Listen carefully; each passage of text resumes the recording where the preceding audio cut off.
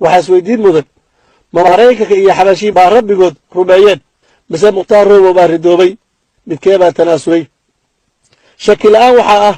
in qofka isbedelay oo diintiisii ka tanaasulay gaaladana safkoodii ku biiray inuu yahay mukhtaar roobow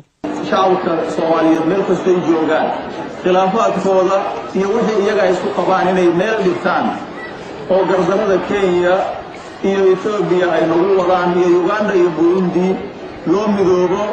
oo la iska dhayo meel la iska saaro waxaan ku darayaa oo kale aad aan ugu mahadcelinayaa reer Muqdisho jazaahum Allahu khayra shalay waa gumadeen gaaladii soo duushay ilaahay gacmahooda ku cadaabay waa duleeyeen waxaan leeyahay reer Muqdisho waad mahadsantihiin meesha ka sii wadaya meel ka hore waxaan ku dhaaranayaa magaca Ilaahay inaan xilkayga u gudanayo si daacad ah oo danta dalka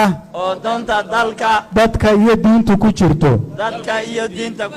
dadka jihaadku fadeexeeyay xumahoodiina banaanka u soo saaray waa shakhsiyaad ka mid ahaan jiray mujaahidiinta kadibna ridoobay haddaan jihaadka caalamiga ah eegno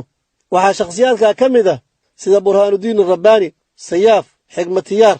iyo kuwa la midka ah haddaan jihaadka Soomaaliya milicsanana waxaa ka mid ah axmed madoobe shariif murtad